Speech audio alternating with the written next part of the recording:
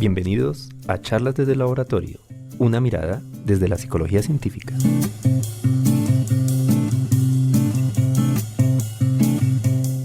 Bienvenidos a nuestro 22º programa de Charlas desde el Laboratorio. Mi nombre es Jairo Rosso, coordinador del laboratorio Iván Pavlov de la Fundación Universitaria Los Libertadores, y nos encontramos el día de hoy con la practicante Lina Cantor en los medios y con nuestro invitado el doctor Leonardo Barón Birchenal, en donde hablaremos de su artículo Animal Communication and Human Language. Estás escuchando Charlas desde el Laboratorio. Muy buenas tardes, mi nombre es Lina Cantor y este artículo nos permite evidenciar cómo la investigación comparativa ha llegado a ser muy importante respecto a la evolución ontogenética y filogenética del lenguaje y las capacidades cognitivas del ser humano, la cual es compartida con los animales, puesto que en la actualidad los componentes del lenguaje humano y la comunicación animal han formado grandes polémicas. Aquí podemos evidenciar una visión general sobre las investigaciones realizadas en torno a la comunicación animal, dado que hace una comparación de los datos resultantes y los conocimientos actuales respecto al desarrollo del lenguaje humano. Del mismo modo, ofrece un resumen sobre las habilidades del lenguaje en múltiples animales y las compara con lo que se sabe sobre el lenguaje humano. Finalmente, permite evidenciar la recursión sintáctica como principal componente del lenguaje y cómo ésta supuestamente está ausente entre los animales. El estado actual del conocimiento apoya la existencia entre los diferentes aspectos de la comunicación animal y el lenguaje humano en la que se incluye el dominio sintáctico. Muy buenas tardes a nuestros oyentes. Hoy nos encontramos aquí con nuestro invitado, el doctor Leonardo Barón. Bienvenido. Muchas gracias. Buenas tardes, profesor Rosso, practicante Lina, y a las personas que están escuchando el programa. Muchísimas gracias por aceptar nuestra invitación. El profesor y doctor Leonardo Barón trabaja en la Fundación Universitaria Los Libertadores y ha desarrollado una interesante investigación sobre el lenguaje y la comunicación en humanos y animales. Y ha publicado un artículo que ha salido publicado en 2016 en el International Journal of Comparative Psychology número 29 sobre precisamente los aspectos de la comunicación animal y el lenguaje humano. Lo primero, doctor Barón, ¿cuál es el origen de esta investigación? Siempre me gusta saber por qué inician este tipo de proyectos. Bueno, profe, es una pregunta muy interesante. A mí el lenguaje me ha traído desde muy chico. Yo pienso que tal vez incluso es genético porque fíjese usted que mi mamá es fonoaudióloga de la Nacional justamente. Entonces, cuando me gradué de psicólogo en la Santo Tomás, trabajé sobre el concepto del lenguaje en el construccionismo social. Por alguna razón ya me empezó a interesar el lenguaje desde el punto de vista teórico. Después tuve la suerte de hacer una maestría en psicología cognitiva en Buenos Aires y allí tuve la oportunidad de conocer a unos profesores que sabían mucho de estas cuestiones de cognición y me empezó a llamar mucho la atención la lingüística y la psicología, sobre todo la gramática generativa de Chomsky me llamó mucho la atención y ahí hice mi tesis, hice una tesis teórica sobre Chomsky. Luego volví al país y bueno, unos años después tuve la suerte de tener una beca para hacer mi doctorado en Francia y allí encontré un doctorado en ciencias del lenguaje y bueno, ya definitivamente dije lo mío es la cognición y el lenguaje y en los últimos años he tratado de saltar de la parte teórica, bueno, ya a la parte aplicada y a la investigación aplicada. Este artículo me parece muy interesante porque como que nos da un estado del arte, un resumen, un panorama de la investigación en la comunicación animal y su comparación con el lenguaje humano. Entonces, primero me gustaría saber, en el artículo cuando tú lo miras hay un abordaje de diferentes especies de animales. ¿Qué tipos de especies de animales podemos encontrar que tienen comunicación? Es una muy buena pregunta, profe, porque bueno, a mí me gustaría comenzar diferenciando entre comunicación y lenguaje. Lo cierto es que el término comunicación es un término mucho más amplio que el lenguaje. La comunicación básicamente implica una transmisión de información. La transmisión de información se puede dar así nosotros queramos o no queramos. Si uno se queda callado, uno como humano se queda callado o simplemente voltea la cara para otro lado cuando le hablan, ya está comunicando. Entonces, en ese sentido, yo diría que por lo menos los animales que tienen sistema nervioso, si no todos, comunican. ¿Cierto? Sí. Comunican. Incluso las plantas comunican. Hay unas investigaciones recientes interesantes. Yo sé que hoy no veníamos a hablar de las plantas, pero no podemos hacer el inciso. Claro, porque ¿a usted le gusta, profe, el olor del pasto recién cortado? Es un olor bien particular. Hay unas investigaciones que muestran que el olor del pasto recién cortado es una señal química que manda el pasto al pasto que está alrededor para que baje los nutrientes hacia la base y los nutrientes no se mueran cuando los cortan. Es como una señal de auxilio. También hay muchas investigaciones que muestran que los árboles se comunican entre ellos por la tierra por medio de esporas. Entonces, si hay un incendio, por ejemplo, los árboles le pueden avisar a otros árboles que están más lejos, ¿cierto? Entonces, eso son cuestiones de comunicación. En los animales hay muchas especies de animales que comunican, ¿cierto? Yo diría así de primerazo que casi todas. Ahora, si uno lo compara ya con el lenguaje, ¿cierto? Pues uno lo compara por una parte con las especies que tienen vocalizaciones similares al humano, que en este caso serían las aves, los cetáceos. Los mamíferos en general han sido muy malos imitadores vocales a través de la historia, pero últimamente se ha encontrado que los roedores y los murciélagos son buenos imitadores vocales.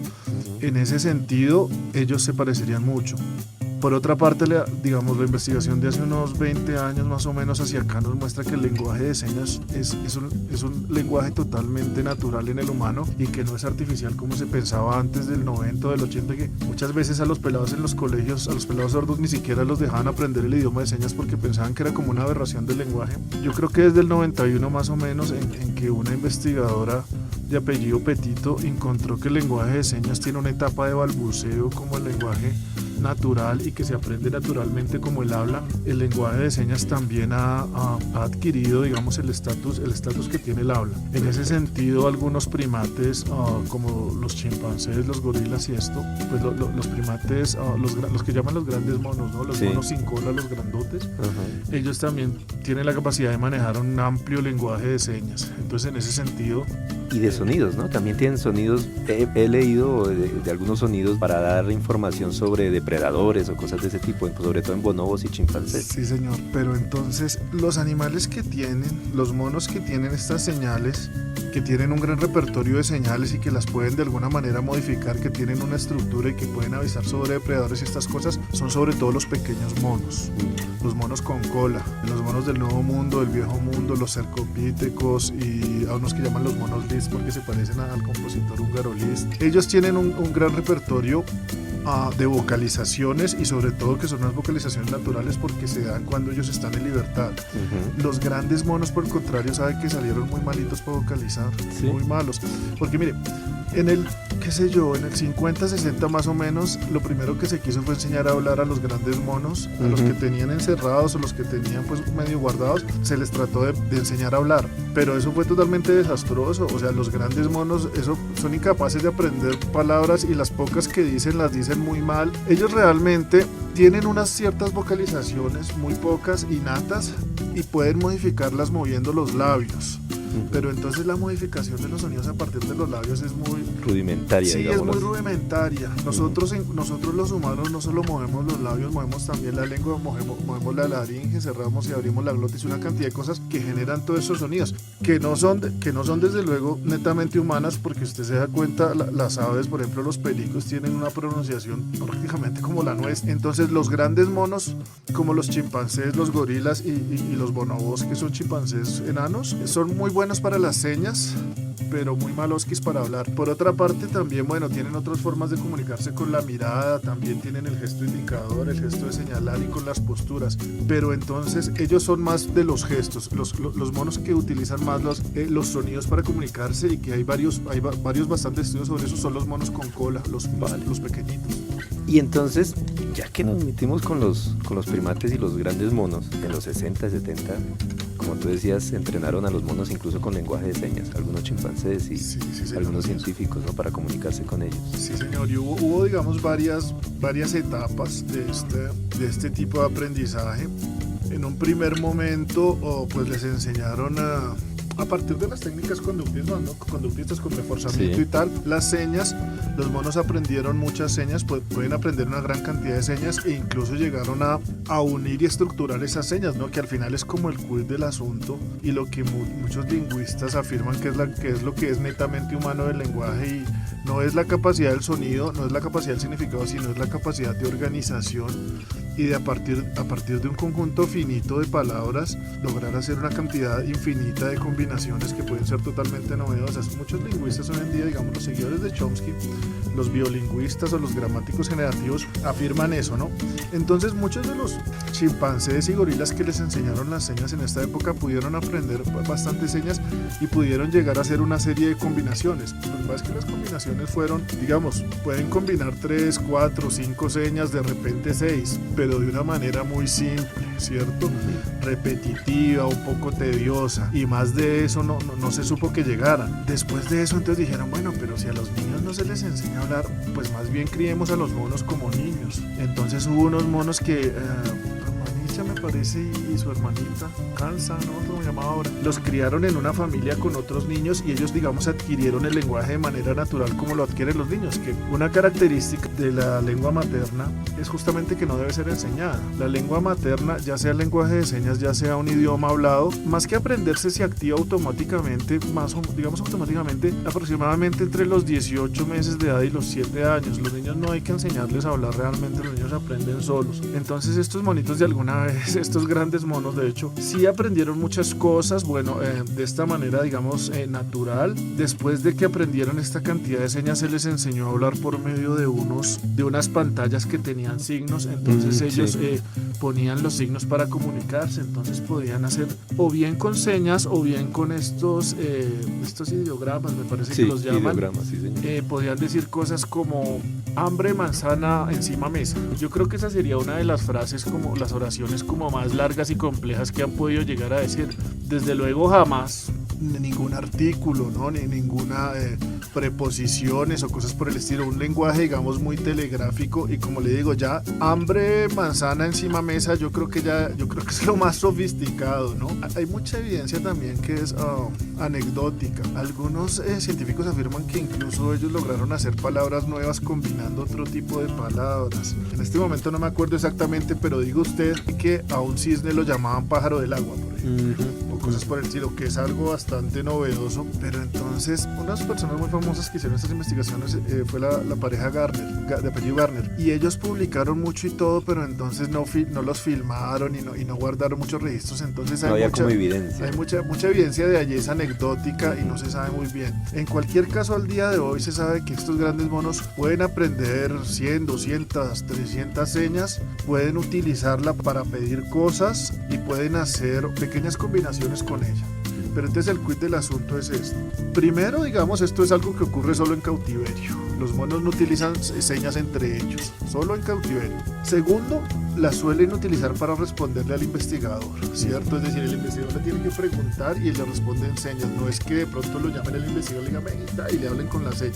Tercero, como le decía, las señas que utilizan suelen ser muy repetitivas, usualmente utilizan las mismas combinaciones y usualmente son combinaciones que le han copiado al investigador. Entonces no existe nada como que un mono diga una oración novedosa o una oración más creativa, larga o creativa. Y el punto, yo diría, bueno, aparte de la sintaxis, otro punto que también es muy importante hace muchos años y que el mismo Vygotsky trató es el siguiente, incluso hasta Descartes lo trató, es: los animales no humanos comunican sobre sus necesidades fisiológicas y sobre sus emociones.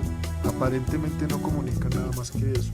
Entonces estos grandes monos le pueden hablar a usted de la comida, del agua, que tienen miedo, que hay un depredador, que tienen sueño, que quieren copular, pero más allá de eso, digamos, no le van a transmitir una idea. Y no es que no la tengan, de repente sí tienen ideas sobre cosas, pero solo transmiten por alguna razón sobre sus necesidades fisiológicas y sobre sus emociones. Como cosas más concretas, ¿no? Concretas. No simbólicas, si quisiéramos. Simbólico nada. Claro, y cosas muy concretas, pero además cosas muy referidas o a su estado emocional o alguna necesidad fisiológica que tiene. Entonces, eso es algo, por ejemplo, Vygotsky suponía que la diferencia entre los humanos y los grandes monos era que los grandes monos podían utilizar, en esa época de Vygotsky no había avanzado realmente el lenguaje de señas. Él suponía que los monos podían vocalizar, que los grandes monos tenían ideas, lo que él llamaba pensamiento por un lado, el lenguaje por el otro, pero Vygotsky suponía que como el pensamiento y el lenguaje no estaban unidos, ellos no podían expresar lo que pensaban y tampoco podían ayudarse del lenguaje para pensar. Vygotsky suponía que en los humanos, que en los niños, el pensamiento y el lenguaje también aparecían por separado. Es decir, que los niños, digamos que el balbuceo en un niño es lenguaje sin pensamiento y que los juegos de un niño, digamos, menor de 18 meses son pensamientos y lenguaje. Pero Vygotsky suponía que a los 2 años en el humano pensamiento y lenguaje se unían, de manera que después de los 2 años el niño podía decir lo que pensaba y además podía por medio del pensamiento generar acciones, y de ahí para adelante entonces la inteligencia del niño se volaba y ya un chimpancé, el chimpancé más inteligente, equivaldría a un niño de 2 años o 2 años y medio. Teniendo esa incapacidad, por alguna razón, esa incapacidad de unir pensamiento y lenguaje, los monos no podrían intelectualmente, digamos, asemejarse al humano. Eso es lo que decía Vygotsky, que yo encuentro bastante adecuado. Lógico. Sí, muy lógico, y además que pues Vygotsky era un genio y yo lo encuentro muy, muy interesante lo que él decía.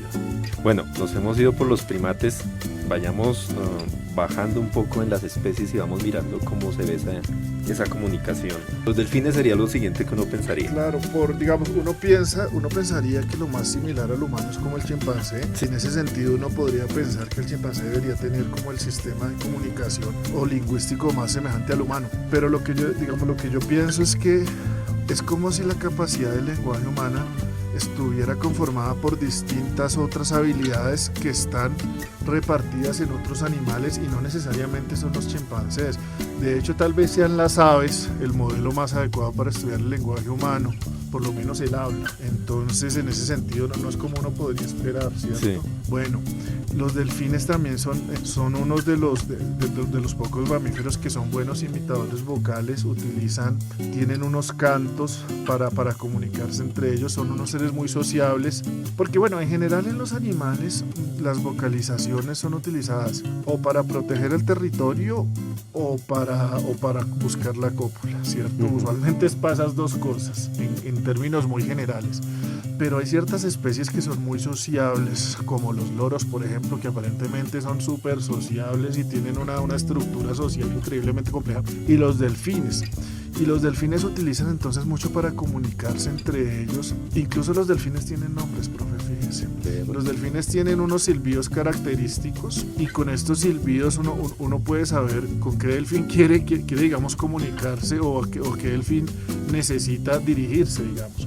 Entonces cuando el pequeño delfín, cuando la mamá tiene a su pequeño delfín y van los dos pues nadando por ahí tal, la madre le repite muchas veces ese nombre de manera que el delfín pequeño lo aprenda, y han encontrado que mientras la madre enseña, digamos, esa capacidad al bebé delfín, las delfines hembras que están alrededor se callan, digamos, vocalizan menos como para permitirle al bebé que aprenda. Entonces el bebé aprende el nombre de la mamá, y como ellos van todo el tiempo nadando por ahí tan rápido y en algún momento se pueden perder, entonces ese silbido característico de la mamá ayuda a que el bebé delfín le encuentre y no se pierda. Y bueno, digamos, es una capacidad bastante avanzada. La cuestión es que en alguna época se crearon unos aparatos para que supuestamente los delfines se comunicaran con los humanos. Yo no sé si usted ha tenido oportunidad de verlos. Son como unos submarinos, y son unos submarinos como con unos botones redondos grandotes como en caucho. Y entonces los delfines iban y con la nariz le pegaban al botón como para tratar de... Bueno, los investigadores suponían que los delfines podían comunicarse o conversar con los humanos, sí, en el sentido de entrar como, bueno, ese es el punto, ¿no? Comunicarse podía, digamos, los delfines pueden llamar la atención del humano si quieren jugar, por ejemplo, pero de ahí a tener una conversación es una cosa complicada, ¿no? Porque la conversación en sí requiere de alguna manera unas metas entre los dos, un entendimiento, una suerte de toma de turnos, ¿cierto? Porque usted sabe, profe, que no es lo mismo hablar y pisarse con el otro y que cada uno está hablando de algo distinto a tener una conversación. Y en ese sentido, hasta donde yo sé, no se ha probado que los delfines puedan conversar con los humanos, ni siquiera que puedan conversar entre ellos. Ciertamente pueden transmitir información, aparentemente esa información no solo sirve para el cortejo y para cuidar su territorio, sino también a fines sociales. Pero de ahí a que se haya visto una conversación, De hecho, ahora que lo pienso, ninguno de los animales conversan entre ellos en general, sí. que se sepa. Y algunas noticias que han salido, por ejemplo, hace poco murió Coco, yo no sé si usted lo vio, profe, que se hizo muy famoso, entre otras cosas, porque Robin Williams fue a visitarlo, hicieron amigos. Y después de que murió, aparentemente envió un mensaje al mundo que era un mensaje hipercomplejo en señas. Sí, y lo vi. Eso no es cierto. Yo creo que es un montaje. O sea, lo que ellos debieron hacer seguramente fue hacer un montaje de varias señas en distintos momentos, porque hasta donde yo conozco no hay manera de que uno de estos grandes simios diga más de 13 o 14 señas, y mucho menos un mensaje, digamos, tan abstracto dirigido a la humanidad y con intencionalidad, ¿no? Que eso es otra cosa. Si yo tengo hambre, pido comida porque mi cuerpo lo necesita, pero de ahí a darte un consejo, digamos, yo no necesito. Ese es el asunto de la intencionalidad, el querer comunicar algo. Los animales realmente comunican porque deben o comunican porque quieren transmitir alguna información. Entonces eso sí me parecía a mí que fue como un truco publicitario, porque yo realmente no creo que Coco haya dicho todas esas cosas. Exactamente. Yo pensaba que lo habían entrenado como para hacer ese tipo de... que podría ser, ¿no? Específicamente. Que lo hubieran entrenado conductualmente para... Claro, lo que pasa es que ellos quisieron como mostrar que él en sus últimos momentos había sacado ese mensaje de la locura. Sí, francamente yo creo sobre el futuro de la humanidad. Sí. Yo creo que eso no es cierto. De hecho lo estaba pensando cuando estábamos hablando, y qué bien que tú lo hayas traído a colación. Bueno, entonces los delfines. Pasemos ahora a mirar, aquí tienes tú una sección sobre los perros, me parece muy interesante. Contemos un poquito cómo es los perros. Bueno, con los perros hay unos estudios sobre algo que se llama el mapeo rápido. El mapeo rápido es una capacidad de aprender muchas palabras rápidamente.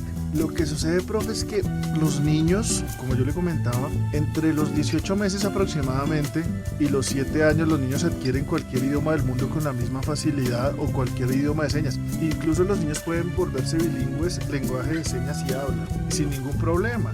Si un niño entre los 18 meses y los 7 años es expuesto al lenguaje de señas y al mismo tiempo al habla, el niño los aprende los dos sin problemas, sin complicarse.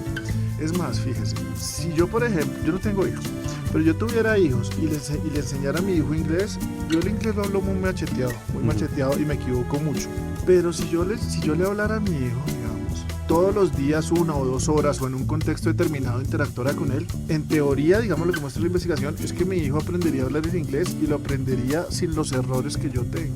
Usted sabe, profe, que Skinner publicó un libro que se llama Conducta Verbal Behavior, Conducta Verbal, en el cual él trataba de generalizar la teoría del aprendizaje conductista, que es una teoría robustísima. Trataba de generalizarla al aprendizaje del lenguaje, diciendo, pues el habla se aprende como todo, por imitación y por reforzamiento. Pero entonces ahí fue cuando, digamos, apareció Chomsky también y dijo, pero mira, ¿cómo es posible que si eso es por imitación o reforzamiento, cómo es posible que las personas les enseñen a los hijos, les enseñen entre comillas, pero luego los hijos no cometan los mismos errores? Si fuera imitación y reforzamiento, yo le enseñaría a mi hijo a cometer un error. Y además, dijo Chomsky en esa época, ¿cómo es posible que los niños cometan errores que los humanos nunca cometemos? Por ejemplo, no decir trajo sino trajió, ¿cierto?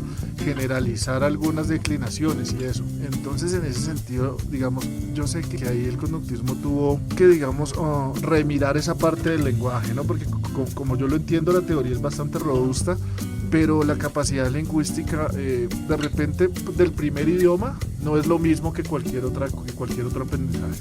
Del segundo idioma para adelante, después de los 7 años, aprender un segundo o tercer idioma, ya eso sí funciona por reforzamiento y por imitación y eso. Entonces estamos hablando del mapeo rápido. Entonces sucede que un niño de 12 meses, 18 meses puede saber 100, 200 palabras. Los niños siempre comprenden muchas más palabras de las que saben. Entonces, si un niño dice 300 palabras, seguramente comprende 1500 o algo así. Pero en un momento determinado, decía Vygotsky, cuando se une pensamiento y lenguaje hacia los 2 años, se da algo que se llama la explosión léxica. Y la explosión léxica implica que los niños aprenden más o menos una palabra por cada hora que estén despiertos, del año y medio a los 7 años. Entonces a los 7 años ya saben, no sé, 7000 palabras, 12000 palabras, qué sé yo. Entonces esto es una capacidad que durante un tiempo se pensó que era una capacidad netamente humana, digamos, del lenguaje humano. El mapeo rápido viene de escucho un sonido y lo asocio a un significado. Tradicionalmente desde Saussure se piensa que el habla es la unión de un sonido, la palabra es un sonido, es una vibración del aire, con un significado que sería una representación mental que está en el cerebro. Cuando la representación mental se une, se asocia con, eso lo llama asociar el signo lingüístico, entonces se crea el lenguaje. Entonces se pensaba que esto era algo específico de los niños y tal, ¿no? Pero se ha mostrado, por ejemplo, que los perros tienen también de cierta manera esa capacidad de mapeo rápido, y hay perros que han llegado a aprender, digamos, entre comillas, más de 1200 palabras, ¿cierto? También de manera muy rápida. Y yo cuando digo aprender, quiero decir que un perro, por ejemplo, estando en una habitación, yo digo al perro, tráeme el marranito verde, y el perro va a otra habitación donde hay distintos juguetes y me trae el marranito verde, ¿cierto? Me lo trae. Puede aprender muchas palabras. Incluso hay investigadores que afirman que los perros aprenden por exclusión, fíjese. Porque una cosa es que yo le diga, tráeme el marranito verde, y vaya y le muestre el marranito verde, y después de hacerlo 3 veces él haga la asociación. Pero los investigadores dicen que incluso los perros pueden aprender por eliminación, en el sentido que yo le enseño sobre un marranito verde y le enseño sobre un pájaro azul, ¿no? Entonces el perro ya sabe traerme de la otra habitación el marranito verde y el pájaro azul. Entonces en un momento le digo, tráeme el gato amarillo, que él no lo conoce, ¿cierto? Entonces el perro va a la habitación y en la habitación hay 3 cosas. Hay un pájaro verde, los 2 que ya conocía, y el otro. Y el gato amarillo. Y él el que trae es el que no conoce. Y de esa manera logra hacer ese aprendizaje también. Y después de que usted hace eso varias veces, porque realmente eso requiere un trabajo bastante arduo, es decir, es un mapeo rápido, pero ciertamente no tan rápido como el del bebé, el perro ya aprende sobre el gato amarillo sin necesidad de la asociación clásica, sino por exclusión. Entonces aparentemente, digamos, esta capacidad de aprender muchas palabras y de relacionar muchos sonidos con significados no es exclusiva de los humanos. Y puede ser que tenga que ver la gran historia que hay entre humanos y perros, digamos, en la evolución, digamos, los perros vienen mucho tiempo con los humanos y nos hemos tratado de comunicar con ellos, utilizarlos en el trabajo y en múltiples actividades. Puede ser que los perros hayan desarrollado alguna capacidad específica, digamos, para poder relacionarse específicamente con nosotros. Yo sí creo. Como usted sabe, profe, los perros son descendientes de los lobos. Sí. Es decir, los perros eran lobos que domesticamos. Y los perros, es decir, nosotros fuimos escogiendo específicamente a los lobos dóciles, y a los que no eran dóciles los íbamos dejando de lado hasta que llegamos al perro actual. Los perros sufren de algo que no me acuerdo cómo llaman en este momento, lo llaman síndrome de Wilson o síndrome de Thompson, no me acuerdo. Pero el caso es que en general los perros son totalmente dóciles y amorosos, así usted los trate mal. Y son dóciles y amorosos con todo el mundo porque nosotros digamos que los hemos escogido así. Los que no son dóciles simplemente no los criamos. Entonces yo creo que sí, a mí me parece que el perro trata como, se esfuerza mucho de gustar y de comunicar y de hacer las cosas bien, y desde luego el reforzamiento positivo es grandísimo, ¿no? Entonces cuando el perro le dicen que le dice tráeme las pantuflas, el perro va y trae las pantuflas, el reforzamiento positivo es altísimo. Entonces yo sí creo que tiene mucho que ver. Vaya usted a ver si un lobo le trae el marranito verde de la otra habitación. Exactamente. Sí. Bueno, ahora pasemos a otras especies. También muy interesante. Aquí tú empiezas a hablar de el aprendizaje vocal entre murciélagos y ratones. También cuéntanos un poco sobre eso. Sí, bueno, esto también yo lo encuentro muy interesante y son investigaciones que son mucho más recientes. En los ratones y ratas, estas investigaciones, lo que yo encontré, eso viene como del 2007, más o menos del 2011, un señor de apellido Arriaga, y el hombre ha encontrado que sí, que efectivamente tanto los ratones como las ratas de laboratorio se comunican por medio de unas vocalizaciones ultrasónicas, las cuales nosotros o no escuchamos o escuchamos como unos chillidos ahí medio raros, pero que esos chillidos están hechos específicamente para comunicarse entre ellos, ¿cierto? Como muchas otras especies, la mayoría de vocalizadores son los machos, como en muchas otras especies, como en los pájaros, como en las ballenas, en muchas especies la mayoría son los machos, aunque hay otras especies en las cuales las hembras también vocalizan, y hay especies incluso que hacen dúos y cantan en dúo, en fin. Entonces estos ratones y ratas utilizan estas vocalizaciones ultrasónicas para lo que yo le decía al comienzo, ¿no? Para encontrar pareja o para defender su territorio. Hasta donde yo sé, esta investigación hasta ahora está empezando, han encontrado que los ratones tienen una cierta plasticidad, digamos, para modificar esas vocalizaciones ultrasónicas que uno podría pensar que son innatas, que funcionan como una especie de plantilla con la cual ellos nacen, pero aparentemente pueden modificarla dependiendo un poco del contexto y de lo que quieran decir. Pero creo que este es un campo que está todavía en ciernes y todavía no se sabe mucho de eso, pero puede que nos dé una sorpresa en los próximos años lo que pasa con ellos. El campo de estudio con los murciélagos también es un campo joven, pero me parece a mí que este ha avanzado más y los murciélagos los han estudiado tanto en su hábitat natural como en cautiverio, y sobre ellos se sabe mucho más. Y ellos también, fuera de que ellos tienen un sistema de colocación muy sofisticado para encontrar sus presas y para no estrellarse y eso, además comunican una gran cantidad de cosas por medio también de, ellos tienen como un repertorio, ¿no? Entre chillidos, silbidos, gruñidos, ¿no? Y esos silbidos, gruñidos y gemidos y qué más cosas que tienen, esos los organizan de ciertas maneras para comunicar información, y aparentemente comunican mucha información, pueden comunicar dónde hay una presa o qué sitio es bueno para aterrizar, ¿cierto? O muchas de estas cosas, y pueden utilizarlo para encontrar pareja o para defender su territorio. Pero no solo para eso, incluso en sitios donde no hay murciélagos hembra, los murciélagos machos siguen vocalizando. Entonces aparentemente no solo lo hacen con motivos de cópula y tal. Entonces, bueno, se ha encontrado que los utilizan para transmitir información entre ellos. Incluso hay un estudio que salió hace unos días que indica que los murciélagos como que se espían entre ellos. Entonces, si uno le dice al otro dónde hay una presa, el otro lo escucha y se va primero. Están como espiándose a ver si escuchan al otro lo que dice. Es muy interesante. Tienen también una etapa como de balbuceo, como en los humanos. Eso se ha encontrado en los murciélagos y en las aves. Tienen una etapa, cuando aprenden los cantos, tienen como una etapa de repetición. Empiezan aprendiendo una gran cantidad de cantos, pero al final terminan con un solo canto. Eso lo podemos hablar ahorita cuando hablemos de las aves. Pero digamos, a diferencia de las aves y los ratones, hasta el momento la investigación muestra que los murciélagos pueden modificar sus vocalizaciones incluso cuando ya son mayores, como los humanos, por ejemplo. Nosotros podemos aprender vocalizaciones y modificarlas en cualquier momento de la vida. Las aves y los ratones aparentemente tienen un periodo crítico, y después de ese periodo crítico ya con lo que se quedaron. Aparentemente los murciélagos no, y eso sería algo, digamos, propio de ellos. Entonces hay muchos estudios interesantes, algunos de repente no sé qué tan éticos será, pero bueno, el típico estudio de que agarran al murciélago y lo crían estando por allá sin relación con ningún otro murciélago para ver cómo funciona su canto, o que lo crían en aislamiento y en vez de ponerle un canto de murciélago normal le ponen un canto ahí todo degenerado, y entonces al final el murciélago termina con un canto ahí todo raro y ya nadie lo quiere después, y bueno, cosas de ese estilo, ¿no? Pero la investigación también es una investigación reciente, pero ha avanzado y ha mostrado también que, bueno, básicamente que tienen vocalizaciones constituidas por distintas sílabas, por distintos elementos, que los elementos pueden de alguna manera variarse entre ellos, que es algo que también se encuentra en los monos, por ejemplo, ¿no? Los monos, estos monos con cola, que se avisan, por ejemplo, que viene un depredador, pueden tener, por ejemplo, un sonido para depredador, pero ese sonido que tienen para depredador lo pueden asociar bien con otro sonido para el aire o con otro sonido para la tierra.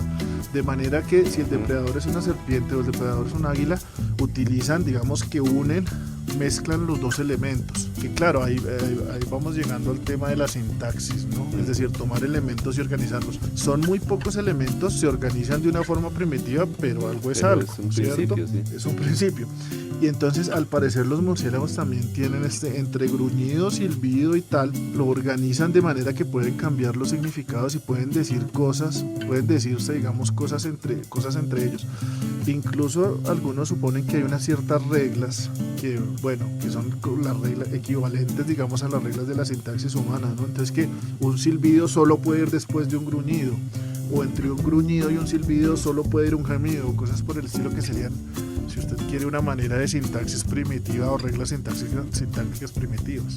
Una pregunta, me parece muy curioso que sea precisamente el murciélago el que tenga como estas capacidades un poco de mayor flexibilidad y complejidad. ¿Por qué? Evolutivamente, ¿por qué sería precisamente el murciélago? Curioso, ¿no? Yo no lo sé, claro, el murciélago es un mamífero y se parece mucho al ave, que es un ave. Yo creo, bueno, ¿cómo llaman eso, profe? ¿Evolución divergente? ¿Es que llaman eso? Sí. Es decir, que de pronto no viene de la misma línea, sino que apareció por lados distintos. Yo tendería a pensar que está relacionado con qué tan sociales son los animales. ¿Qué tan sociales son? Una variable importante. Sí, porque digamos los pericos, que son otros animales. Pasemos ya a las aves de una vez. Claro, a las aves. Los pericos, digamos, a diferencia de otras aves como las aves cantoras y eso, los pericos tienen como unas sociedades y unas relaciones sociales complejas, y aparentemente tienen parejas y se ponen bravos y se dejan de hablar, y bueno, parece ser que tienen unas relaciones muy complejas, y eso parece que tiene mucha influencia, una gran influencia en cómo se desarrollan las capacidades comunicativas e incluso lingüísticas, en el sentido, bueno, yo al comienzo decía, comunicación es transmitir información. ¿Y qué es lenguaje? Sí. Pues lenguaje es lo que usted quiera que sea, es decir, dependiendo de quién lo defina, la cosa cambia. Si usted le pregunta a Chomsky le dice, el lenguaje es la capacidad sintáctica y lo demás es loma.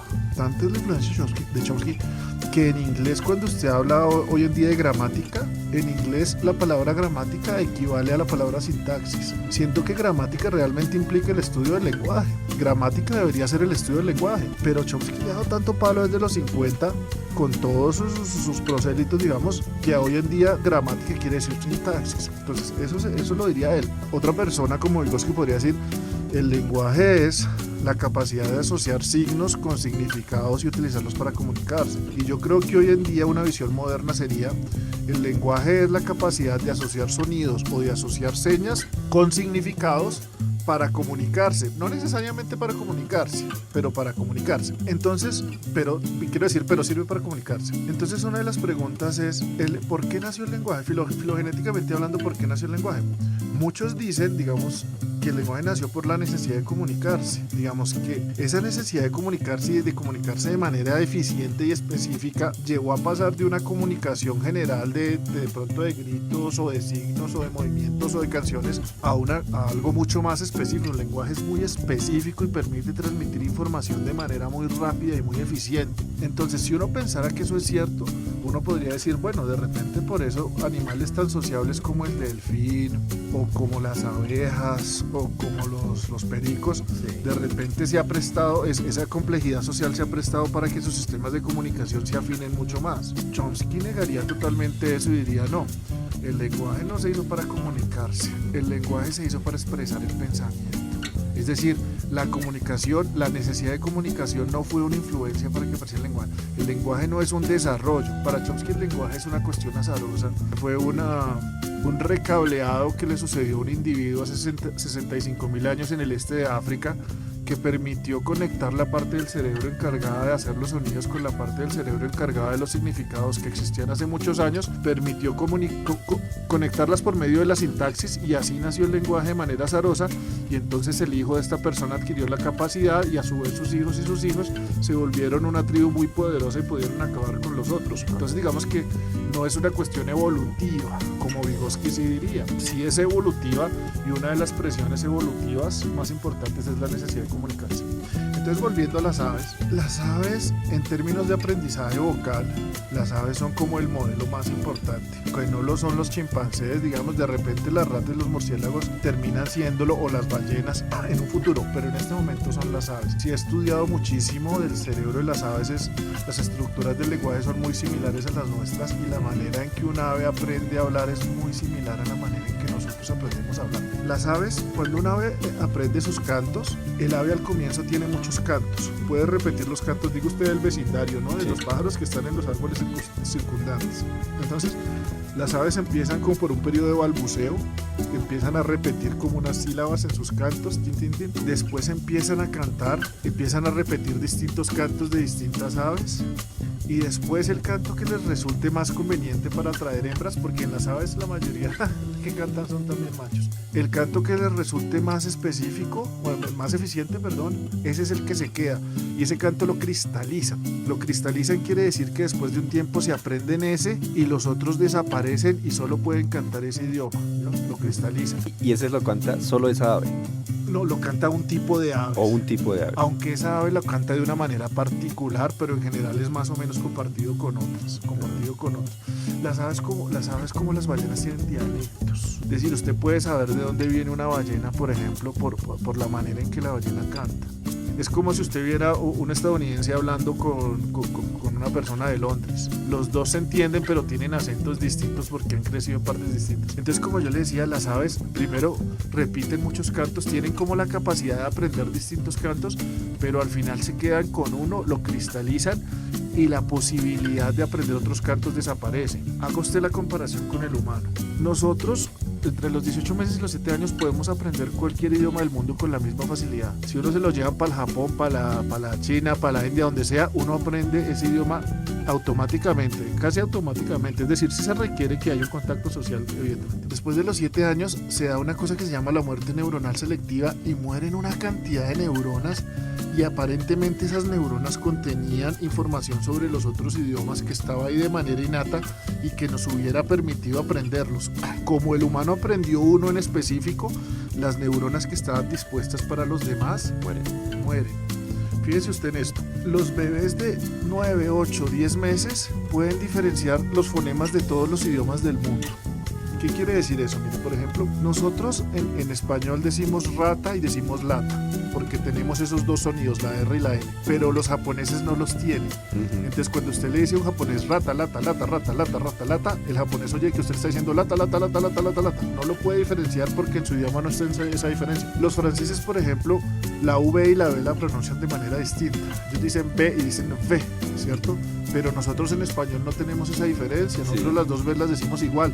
Entonces cuando un francés dice bit o bit, que una es una grosería y la otra no es una grosería, nosotros no nos damos cuenta porque no es la misma B. Entonces diga usted que hay, no sé, 30, 60 sonidos, no sé, de pronto un poco más en todos los idiomas del mundo. Si usted pone un bebé de 10 meses a discriminar en esos sonidos, entre esos sonidos, eso se hace con una cosa que se llama el paradigma de preferencia. Usted lo pone a mirar por un lado y luego para el otro, es una cuestión pequeña. El bebé puede diferenciar todos los fonemas, la B de la B, la L de la R, de todos los idiomas. Después de que el bebé tiene como 1 o 2 años, esa capacidad se pierde y solo puede diferenciar los fonemas de su propio idioma. Entonces, vuelva usted a Platón y a la teoría de las ideas innatas. Más que nosotros aprender cosas, la tabula rasa aristotélica y tal, de repente lo que estamos olvidando las cosas que no utilizamos. Es decir, parece que en cuanto al lenguaje venimos con una gran cantidad de información, decidimos utilizar una, nos enfocamos en una, al igual que las aves, y el resto se pierde.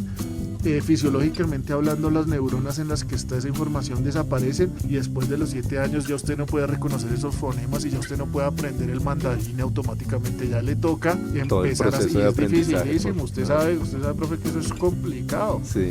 Entonces, bueno, eso digamos que es punto a favor de Chomsky. Yo soy crítico de Chomsky en muchas cosas, básicamente porque él dice que es la sintaxis, que el lenguaje es sintaxis y que ningún animal va a tener sintaxis y ya. En eso yo no estoy a favor, pero en otras cosas el hombre sí ha hecho muchos avances y parece ser que sí hay mucha información que tenemos nosotros desde el nacimiento. Incluso los bebés estando antes de salir del vientre pueden discriminar entre un idioma nativo y otro idioma, por ejemplo, o entre la voz de la mamá y la voz de otra mujer. Lo que no pueden discriminar es entre la voz del papá y la de otro hombre.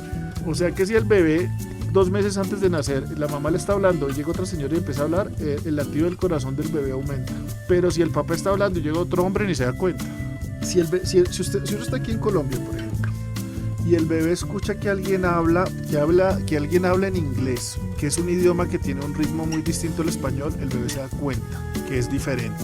Pero si alguien habla, por ejemplo, en francés o en italiano, que tienen un ritmo similar, el bebé no se da cuenta.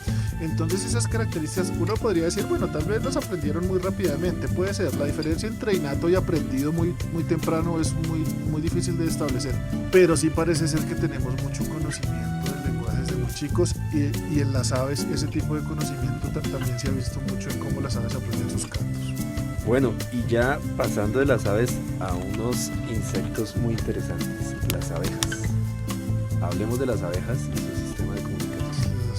Las es una cosa maravillosa. Una de las características que tiene el lenguaje humano es la capacidad de desplazamiento. La capacidad de desplazamiento implica que nosotros podemos hablar de cosas que no están acá ni en el ahora. Yo le puedo hablar a usted de mi casa o de mi casa cuando yo era pequeño y es algo que primero no está acá y segundo ni siquiera está en este tiempo. Entonces, en general, las vocalizaciones animales no tienden a hacer esas cosas.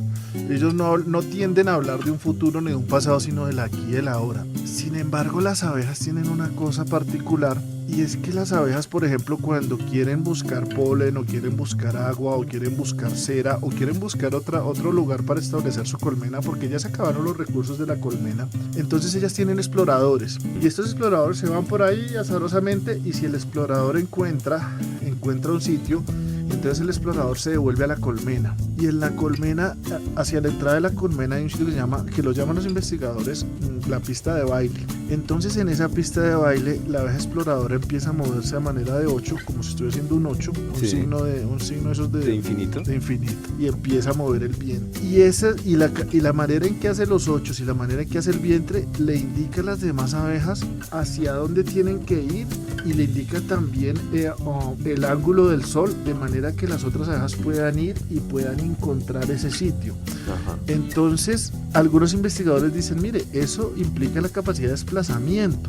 La abeja le está comentando, le está hablando o informando a las otras de algo que no está en ese momento ni en ese lugar, de algo que ya vio en el pasado y algo que está en otro sitio. Entonces algunos dicen que estas abejas muestran la capacidad de desplazamiento y por lo tanto que la capacidad de desplazamiento no es exclusiva del lenguaje humano. Muy apasionante esas investigaciones.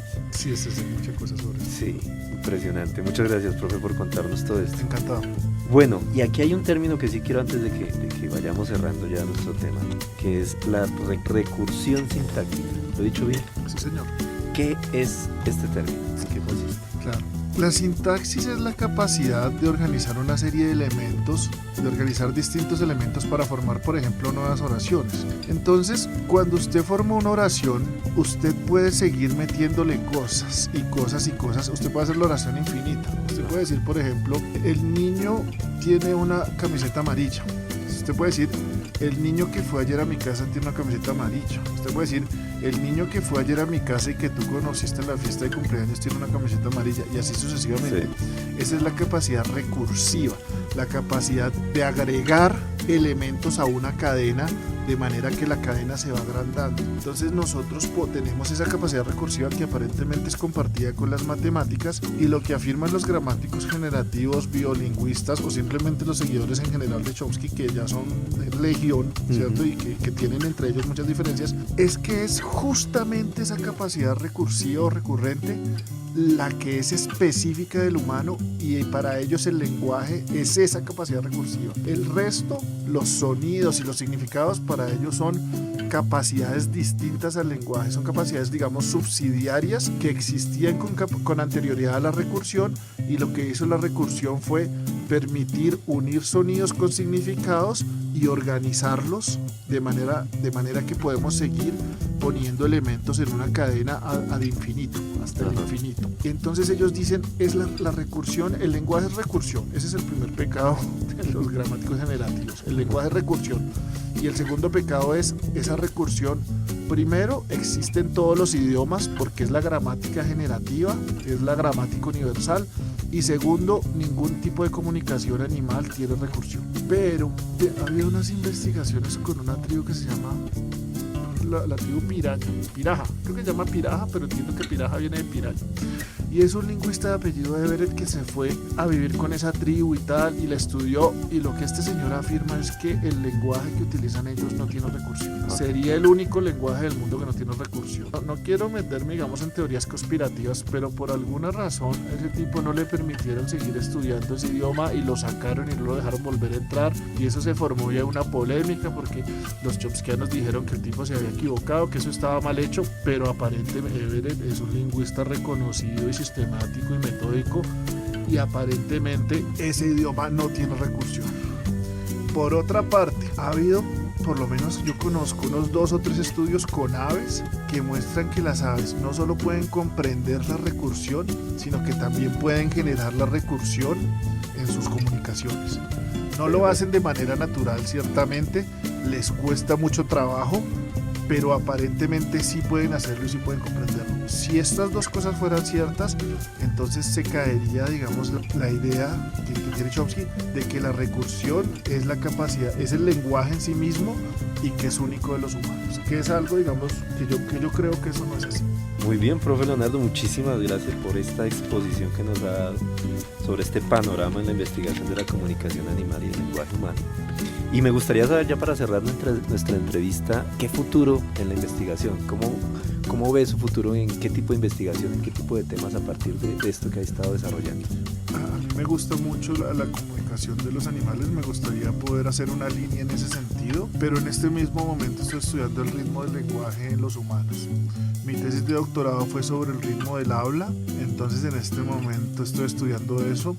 Yo concluí en mi tesis que cuando el ritmo es un ritmo estable, los interlocutores se asemejan más entre ellos que cuando es un ritmo inestable. Esto sería tema para otro día. Y eso sería para otro día. Ahora quisiera llevar esa línea por el lado de la escritura. Mi teoría es que si un escrito didáctico tiene un ritmo estable, va a ser más fácil de comprender y memorizar. Esa es mi línea actual, pero me gustaría poder seguir con otra línea en algún momento de comunicación en animales también. Muy bien, felicitaciones. Muchas gracias. Muchísimas gracias por habernos acompañado, Encantado. por habernos dado estos estudios de vanguardia y poderlos conocer, que de otra forma es muy difícil.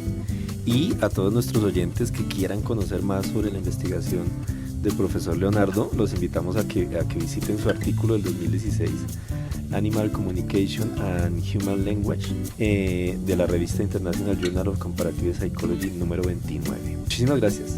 A ustedes, que estén muy bien. Y invitamos a nuestros oyentes a que nos sigan acompañando en nuestras emisiones de radio, donde traeremos nuevos invitados con nuevas temáticas muy interesantes para la psicología. Muchísimas gracias.